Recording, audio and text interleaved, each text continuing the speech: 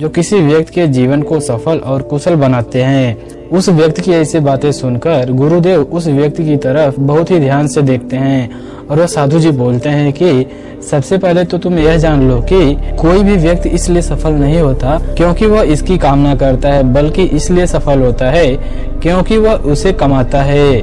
हर व्यक्ति सफल होने की तो केवल कामना करते हैं, लेकिन यह मिलती उसे ही है जो इसके काबिल होते हैं। यह सुन व्यक्ति कहता है कि महात्मा जी, मुझे असफलता बहुत ही बुरी लगती है। मैं जब भी असफल होता हूँ मुझे बहुत ही दुख होता है।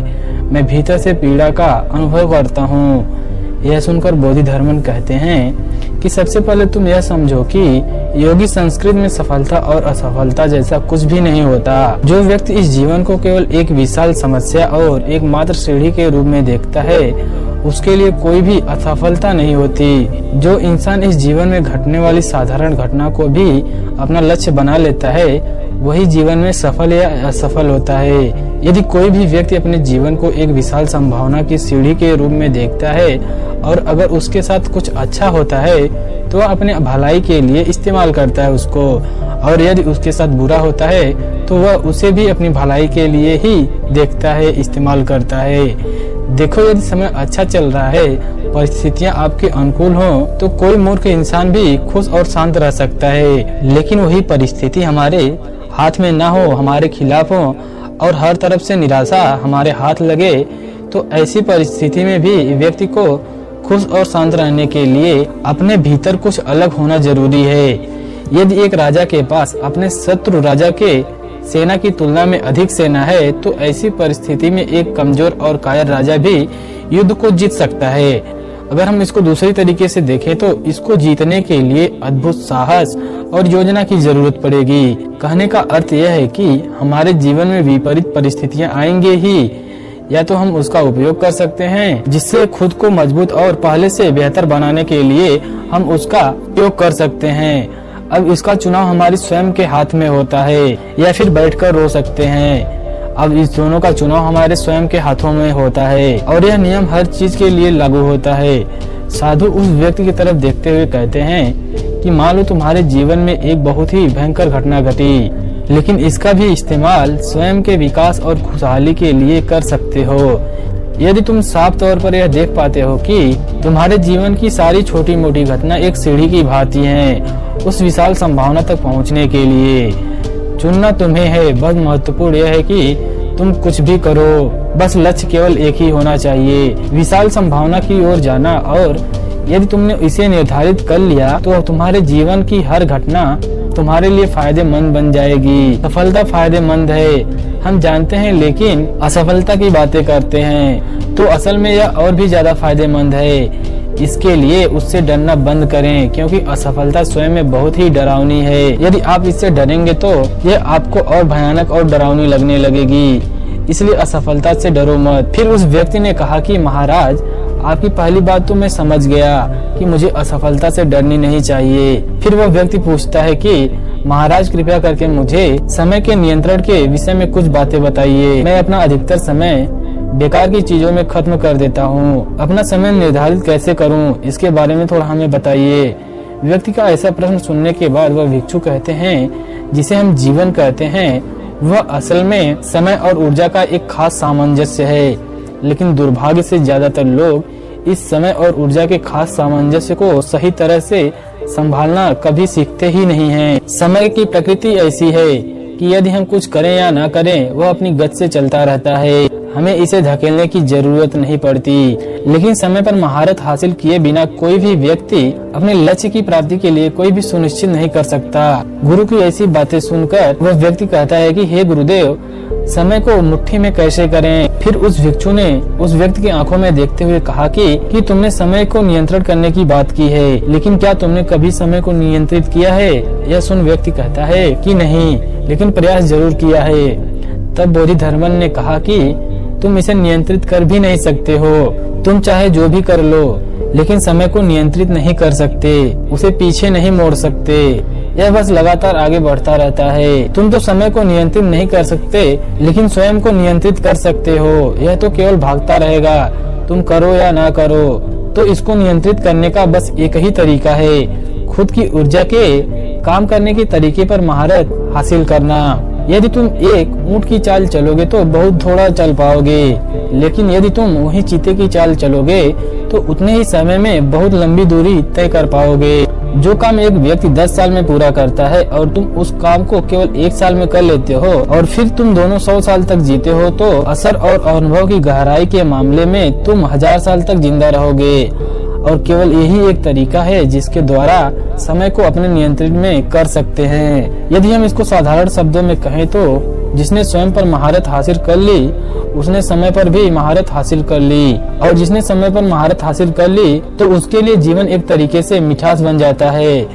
इसके बाद व्यक्ति बोधिधर्मन से अगला प्रश्न पूछता है कि हे महात्मा जी, हम किसी भी काम में अपना सर्वश्रेष्ठ कैसे दे सकते हैं? तब बोधिधर्म कहते हैं, क्या तुम अपने स्वयं के जीवन की कीमत को समझते हो? यह सुन व्यक्ति कहता है कि जी महात्मा जी, मेरा यह जीवन कीमती है। बोधिधर्मन कहते हैं, यदि तुम अपने जीवन को कीमती समझते हो तो तुम्हें इस बात को समझना चाहिए कि तुम अपने जीवन को कहाँ लगा रहे हो।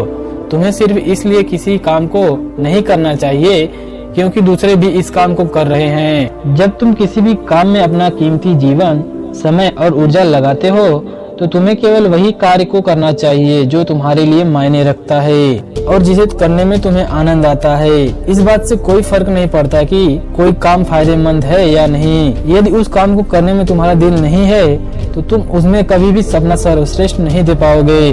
किसी भी काम में अपना सर्वश्रेष्ठ देने के लिए तुम्हें उससे प्यार होना चाहिए, और जब तक तुम किसी भी काम में अपना सर्वश्रेष्ठ नहीं देते तब तक उस काम में तुम मंत्रमुग्ध कर देने वाला प्रदर्शन नहीं कर पाओगे और तुम्हारे साथ शानदार चीजें कभी भी घटित नहीं होंगी। तुम चाहो तो दुनिया का कोई भी काम कर सकते हो, यदि उस काम के प्रति पूरी तरह से समर्पित नहीं होते हो तो उसे कभी भी नहीं तुम कर पाओगे।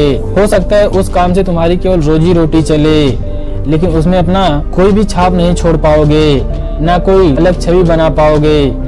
फिर बोधिधर्म आगे कहते हैं कि तुमने महाभारत के महान योद्धा अर्जुन के बारे में अवश्य सुना होगा। तीर को निशाने पर लगाने के अलावा उनको कोई भी काम नहीं आता था। उनका पूरा समर्पण केवल तीर को निशाने पर मारने पर था, और वह ऐसा निशाने पर मारते थे उनके जैसा कोई भी नहीं मार सकता था, और इसी कारण वह अपने समय के सर्वश्रेष्ठ धनुर्धर बन गए। कहने का मतलब यह है कि तुम अपने किसी भी काम में अपना सर्वश्रेष्ठ देना चाहते हो तो उस काम के प्रति आपके भीतर प्रेम और समर्पण होना बहुत ही जरूरी है। और जब भी तुम अपने जीवन में किसी भी लक्ष्य को चुनो तो स्वयं से यह प्रश्न करो कि क्या तुम उस काम को जीवन भर कर सकते हो? क्या तुम्हारे लिए वह काम सच में मायने रखता है क्या?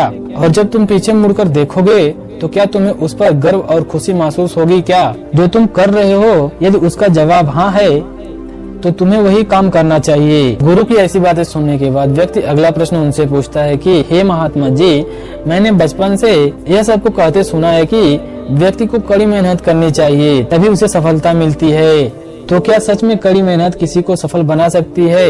यह प्रश्न वह सुन कहते हैं कि केवल कड़ी मेहनत करने से कोई व्यक्ति सफल नहीं हो सकता, और यह दुर्भाग्य की बात है कि बच्चों को शुरू से ही शिक्षा दी जाती है कि उन्हें कड़ी मेहनत करनी चाहिए।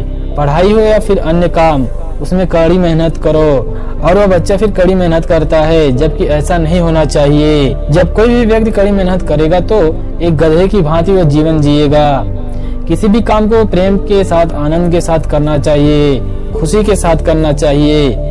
यदि किसी काम में केवल मेहनत लग रही है तो उसे छोड़ देना चाहिए। किसी भी काम को प्रेम के साथ करना चाहिए। ऐसा हर व्यक्ति को लगता है कि केवल कड़ी मेहनत करके सब कुछ पा सकते हैं, लेकिन ऐसा नहीं है। जिन लोगों ने जीवन में सफलता पाई है उन्हें केवल कड़ी मेहनत से नहीं सफलता मिली है, उसके साथ उन्हें पता था कि उनके काम को करने के लिए सही चीज क्या है। नहीं तो उनके इस क्षेत्र में बहुत से लोग असफल हुए होंगे।